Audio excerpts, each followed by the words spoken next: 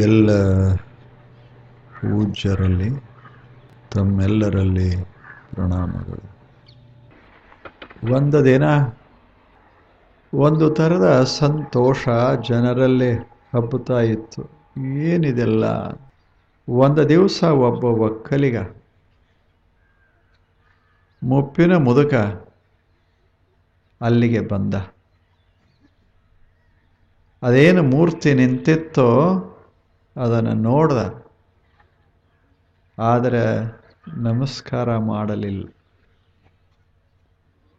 ಕೆಳಗೆ ಬರೆದಿದ್ರು, ಆ ಮೂರ್ತಿಯ ಕೆಳಗೆ ಮಹಾರಾಜರಿಗೆ ನೀವು ಗೌರವ ಸಲ್ಲಿಸಬೇಕು ಅಂತ ಬರೆದಿದ್ರು.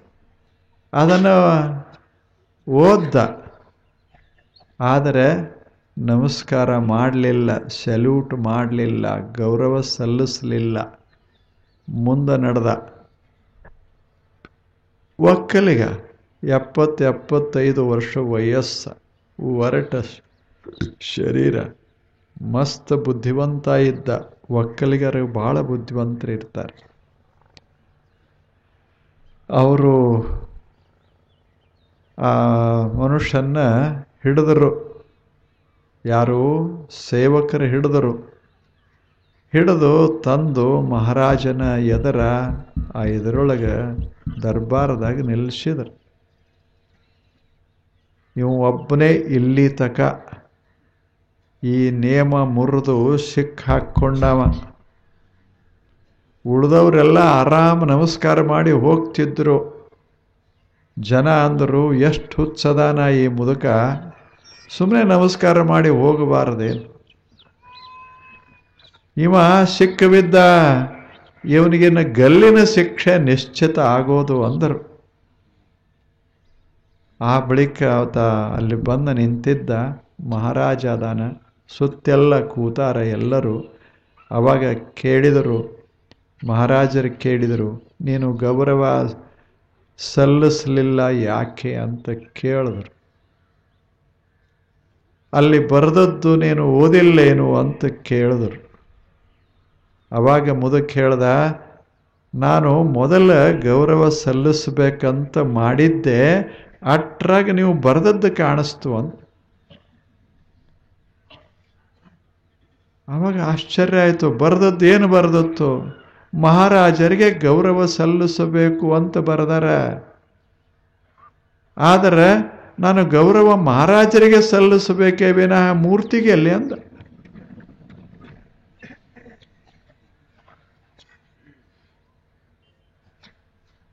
ಆವಾಗ ಮಹಾರಾಜಿಗೆ ಸ್ವಲ್ಪ ಕಣ್ಣು ತೆರೆಯಕ್ಕೆ ಶುರುವಾಯಿತು. ಮಹಾರಾಜರೇ, ನಿಮಗೆ ಸಲ್ಲಿಸಬೇಕು, ನಾ ಇಲ್ಲಿ ಸಲ್ಲಿಸ್ತೇನೆ, ಆದರೆ ಅದಕ್ಕೆ ಸಲ್ಲಿಸಂತ ಬರದಿಲ್ಲ ಅದರಾಗ. ಮತ್ತ ಮೂರ್ತಿ ನೀವೇನು ಮಹಾರಾಜರೇ? ನೀವೇನು ಮೂರ್ತಿ ಅಲ್ಲದ, ನೀವು ಇಲ್ಲದಿರಿ, ಇಲ್ಲಿದ್ದವರು ಅಲ್ಲಿರೋದು ಹೆಂಗೆ ಆಗ್ತಾರ ಮಹಾರಾಜರೇ? ಹೆಂಗಿರ್ಬೇಕು ಬುದ್ಧಿವಂತ? ಎಲ್ಲರೂ ಕಣ್ಣು ಮುಚ್ಚಿ ನಮಸ್ಕಾರ ಮಾಡಿ ಹೋಗಿದ್ರು. ಕೆಳಗಿಂದು ಓದಿ ಸಹಿತ ಅದ ಅಂತ ತಿಳ್ಕೊಂಡಿದ್ರು. ಅವಾಗ ಮಂತ್ರಿ ಕೇಳ್ದ, ಎಲ್ಲರೂ ನಮಸ್ಕಾರ ಮಾಡಿದಾರಲ್ಲ, ನೀವೊಬ್ಬನೇ ಹೀಗೆ ಮಾಡ್ದಿಯಲ್ಲ ಯಾಕೆ? ಎಲ್ಲರೂ ಓದ್ಯಾರ, ಆದರೆ ಇಲ್ಲಿಲ್ಲ. ಓದ್ಯಾರ, ಓದಿದ್ದವ್ರಿಗೆ ತಿಳಿದೇ ಇಲ್ಲ. ಅದೇ ಮಹಾರಾಜ ಅಂತ ತಿಳ್ಕೊಂಡಾರ. ಎಲ್ಲರೇ ಒಂದು 9 ಫೂಟದ ಕಲ್ಲ ಮಹಾರಾಜ ಆಗ್ತದೇನು ಮಹಾರಾಜರೇ? ಹೇಳಿ ಮಹಾರಾಜರೇ, ನೀವು ಕಲ್ಲೇ? ನಿಮಗೆ ನಾ ನಮಸ್ಕಾರ ಮಾಡ್ತೇನೆ, ಈಗ ಮಾಡಿದೇನಲ್ಲ ಹೇಳಿ. ಆವಾಗ ಕಣ್ಣು ತೆರೀತು ಮಹಾರಾಜಂತ. ಹೌದಲ್ಲ ಅಂದ. ಅವಾಗ ಹೇಳ್ದ ಒಕ್ಕಲಿಗ, ಅದನ್ನ ನೇಮ ತೆಗೆದು ಹಾಕ್ರಿ, ಅದು ಬರೇ ಕಲ್ಲ ನೀವೇನು ಮಹಾರಾಜರೇ? ಬರೇ ಕಲ್ಲಲ್ಲ, ನೀವಂತೇನು ಕೂತೀರಿಯಲ್ಲ ಮಹಾರಾಜರೇ, ಅದು ಆದರೂ ನೀವದಿರೇನು ಮಹಾರಾಜರೇ? ನಿಮ್ಮ ಕಿರೀಟ ನೀವೇನು ಮಹಾರಾಜರೇ? ನಿಮ್ಮ ಬಟ್ಟೆ ಬರೆಗಳು ನೀವೇನು ಮಹಾರಾಜರೇ? ಹೇಳಿ, ನೀವಂದ್ರೆ ಯಾರು ಮಹಾರಾಜರೇ? ನೀವು ಮಹಾರಾಜರು ಅಲ್ಲ, ಪ್ರಜೆಗಳಿದ್ರೆ ಮಹಾರಾಜರು. ಇಲ್ಲಿ ಪ್ರಜೆಗಳೇ ಇಲ್ಲ, ಎಲ್ಲಿ ಮಹಾರಾಜರು ಮಹಾರಾಜರೇ? ನಿಮ್ಮಷ್ಟಕ್ಕೆ ನೀವು ಒಬ್ಬ ವ್ಯಕ್ತಿ, ಆ ಬಳಿಕ ನಿಮ್ಮ ಸುತ್ತ ಮುತ್ತ ನೋಡಿ ನಿಮ್ಮ ವಸ್ತುಗಳು ಮಹಾರಾಜ ಅಲ್ಲ, ನೀವಲ್ಲ. ನಿಮ್ಮ ಕೂದಲಗಳು, ನಿಮ್ಮ ಬಟ್ಟೆ ಬರೆಗಳು, ನಿಮ್ಮ ಮೈಮಾಟ, ಆದರೆ ನೀವಲ್ಲ ಮಹಾರಾಜರೇ. ನಿಮಗಾದರೂ ನಮಸ್ಕಾರ ಹೆಂಗ ಮಾಡೋದು ಹೇಳಿ ಮಹಾರಾಜರೇ ಅಂದ.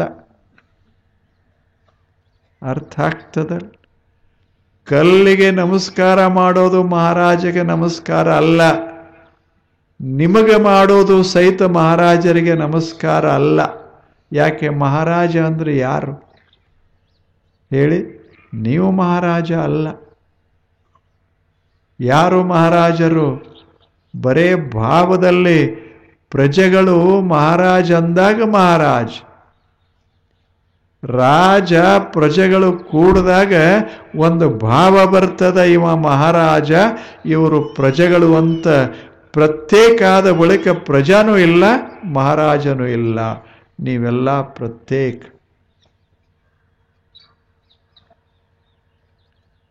ಒಬ್ಬ ಮುದುಕ ಎಂಥ ಅದ್ಭುತ ತತ್ವ. ಸಕಲಹ ಮಹಾರಾಜರೇ, ಗೊತ್ತಿರಲಿ, ಶಬ್ದಗಳು ಸಹಿತ ಎಲ್ಲಿ ಬಳಸ್ತೇವೆ ಗೊತ್ತಿರಬೇಕು, ಗೊತ್ತಿರಬೇಕು. ಪ್ರಜೆಗಳನ್ನು ಬಿಟ್ರೆ ಮಹಾರಾಜ ಅನ್ನೋದೇ ಇಲ್ಲ, ರಾಜನ್ನ ಬಿಟ್ರೆ ಪ್ರಜಾ ಅನ್ನೋದೇ ಇಲ್ಲ. ಇಬ್ರು ಅದಾರಲ್ಲ, ಅವರು ಬಂದ ಬಳಿಕ ಮಹಾರಾಜ ಅವ ಯಾರು ಅಂತ ಹೇಳಲಿಕ್ಕಾಗೋದಿಲ್ಲ, ಬೇರ್ಪಡಿಸಿ ಬಿಟ್ಟು ಬಳಿಕ ಅವ ಇಲ್ಲ. ಇಲ್ಲೇನು ಆಗಲೇ ನೋಡಿ, ಬೇರ್ಪಡಿಸಿ ಬಿಟ್ಟ ಬಳಿಕ ಅಲ್ಲಿ ಯಾರೂ ಇಲ್ಲ. ತ್ರಿಕೋನ ಇವುಗಳನ್ನು ತೆಗೆದು ಹಾಕಿ ಬಿಟ್ಟರೆ ತ್ರಿಕೋನ ಇಲ್ಲ. ಹಾಗೆ ರಾಜ ಪ್ರಜೆ ಅನ್ನುವ ಈ ಶಬ್ದಗಳನ್ನು ತೆಗೆದು ಹಾಕಿ ಬಿಟ್ರೆ ಅಲ್ಲೆಲ್ಲದ ಎಲ್ಲದ ಮಹಾರಾಜನೇ? ಸ್ವಲ್ಪ ಯೋಚನಾ ಮಾಡಿ. ನೀವೇ ನೀವು ಇದು ಸಂಘಾತ. ಮಹಾರಾಜ ಅನ್ನೋದು ಸಂಘಾತ, ಆದರೆ ನೀವನ್ನೋದು ಸತ್ಯವಾದ ವಸ್ತು ಮಹಾರಾಜರೇ. ಅದನ್ನು ತಿಳ್ಕೊಳ್ಳಿ. ಅಲ್ಲೆಲ್ಲಿ ನಮಸ್ಕಾರ, ಅಲ್ಲೆಲ್ಲಿ ಪ್ರಜೆಗಳು, ಅಲ್ಲೆಲ್ಲಿ ಮಹಾರಾಜ, ಅಲ್ಲೆಲ್ಲಿ ರಾಜ್ಯ. ಇದೆಲ್ಲ ಪ್ರಪಂಚ. ಇದೆ ಎಲ್ಲವೂ ಸುಮ್ಮನೆ ಪ್ರಪಂಚ. ನಾವು ಸುಮ್ಮನೆ ಶಬ್ದ ಬಳಸೋದು, ನಾವು ಸುಮ್ಮನೆ ಬದುಕೋದು. ಆದರೆ ನಿಜವಾಗಿಯೂ ಏನದ ಅಂತ ಹುಡುಕ್ಯಾಡಕ್ಕೆ ಹೋದರೆ ಏನೂ ಇಲ್ಲ. ಮಜಾ ಅದ ಎಲ್ಲದ? ಈಗೆಲ್ಲ ಜಗತ್ತದ ಅಲ್ಲ, ಸುಮ್ಮನೆ ವಿಚಾರ ಮಾಡಿ. ಇಷ್ಟೆಲ್ಲ ಅದ.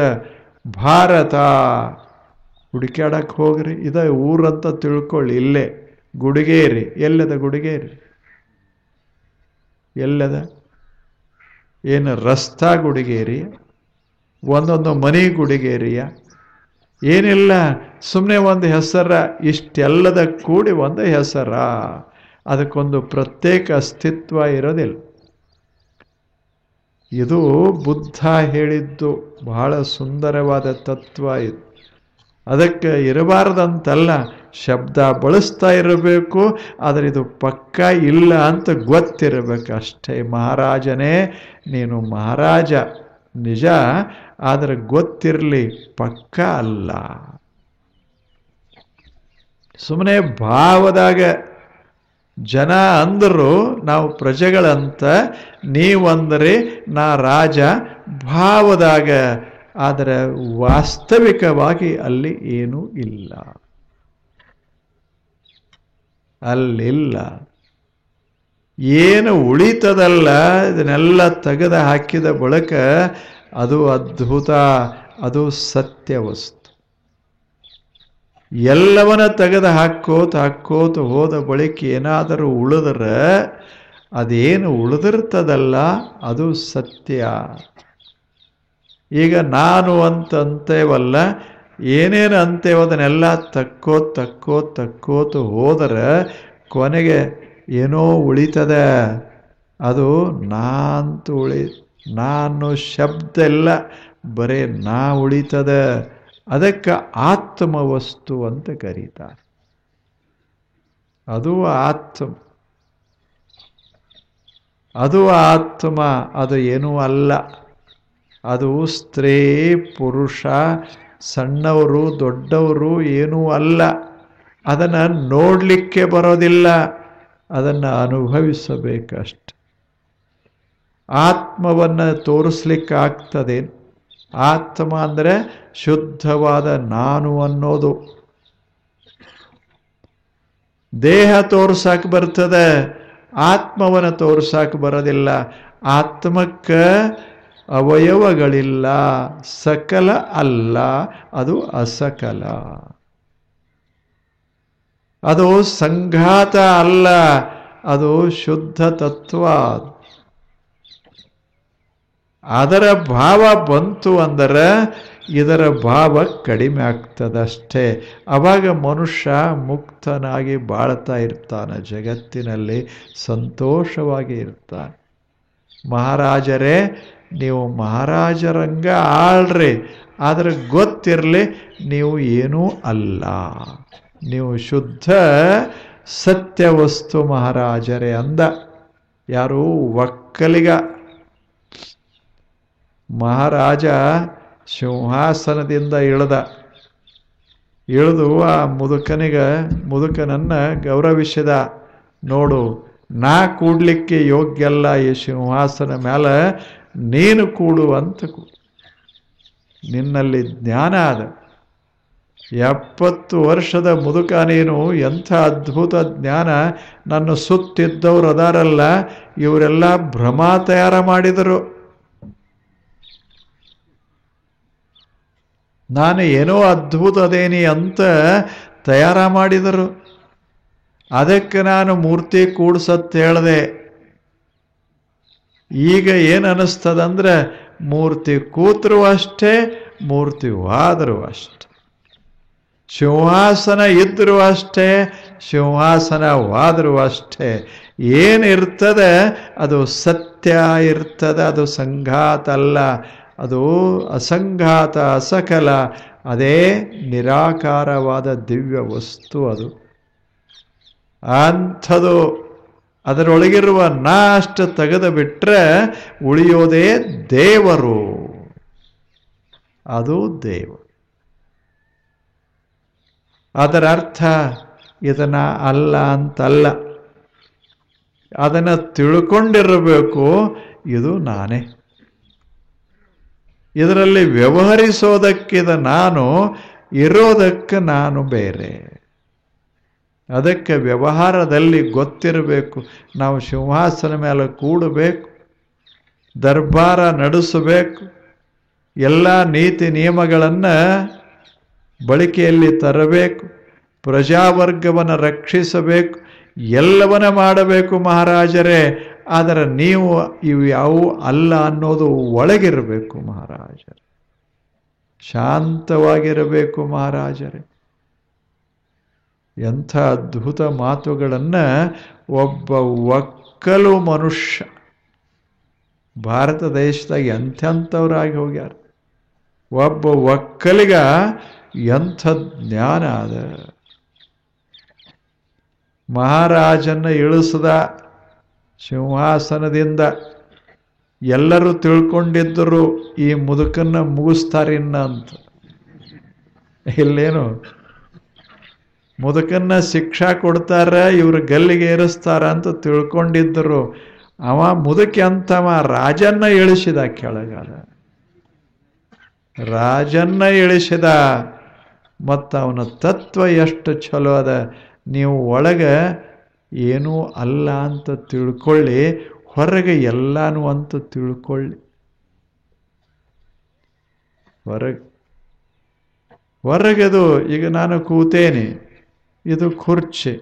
ಕುರ್ಚಿಯೊಳಗೆ ಯಾರು ಕೂಡ್ತಾರ ಅವ್ರಿಗೆ ಏನಂತಾರೆ? ಇದು ಚೇರ್ದಾಗ ಕುಂತವ್ರಿಗೆ ಏನಂತಾರ? ಕುಂತ ಮನುಷ್ಯಾಗ ಏನಂತಾರ? ಚೇರ್ಮನ್ ಅಂತಾರ. ಮ್ಯಾನ್ ಅಂದ್ರೆ ಮನುಷ್ಯ, ಚೇರ್ ಅಂದ್ರೆ ಕುರ್ಚಿ ಮನುಷ್ಯ ಅಂತ. ಅದು ಇಂಗ್ಲಿಷ್ದಾಗ ಇರೋದ್ರಿಂದ ಹೆಂಗೋ ಆಗ್ಯದ ಅದು.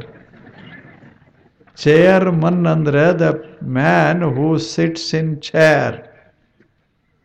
ಅದು ಚೇರ್ ಅಂದ್ರೆ ಗೊತ್ತದಲ್ಲ, ಇದು ಕುರ್ಚಿದು ಇಂಗ್ಲಿಷ್ದಾಗ.